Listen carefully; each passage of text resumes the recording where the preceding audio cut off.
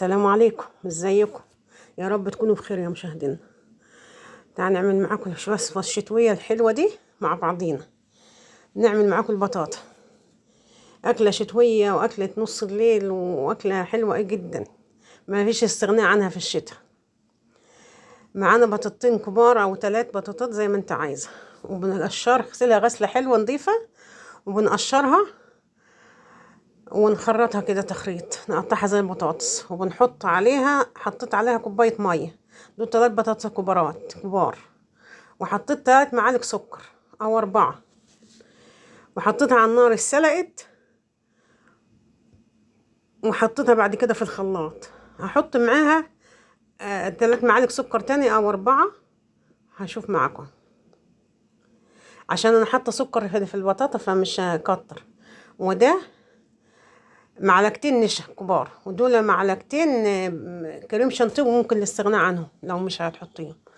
وده لبن، كوبايتين لبن، او هو كيلو لبن. حطيت كيلو لبن على الشفشف عشان في بطاطا شويه تاني في الحله، فانا قصت الشفشف وكملته باللبن والبطاطا، وحطيت الكريم كراميل، باكوين كريم كراميل. هنضرب اهو، وهنرجعه الحله تاني ونحطه على النار.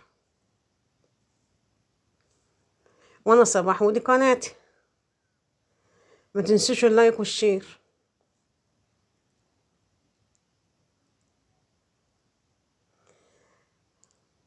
دي روان اللي بتقلب.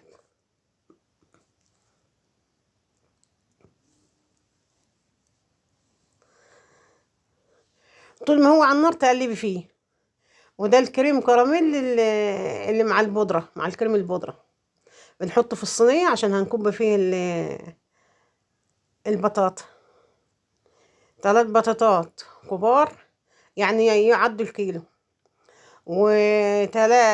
وباكوين كريم كراميل، ومعلقتين نشا، ومعلقتين كريم شانتيه، وممكن تستغنى عن الكريم شانتيه.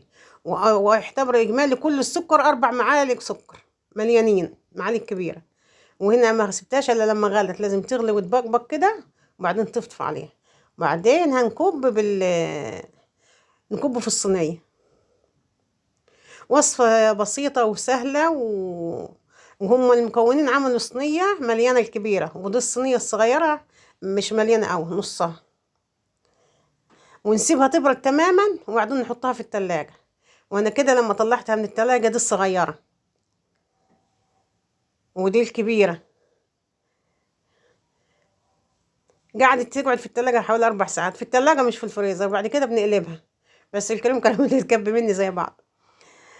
وبتقطعيها بالحجم اللي انت عايزاه، يعني احلى حاجة ممكن تعمليها وتاكليها ان شاء الله يعني.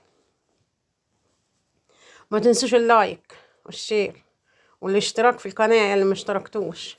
وصفة بسيطة وسهلة، وبالهنا والشفا، صحتين على قلبك.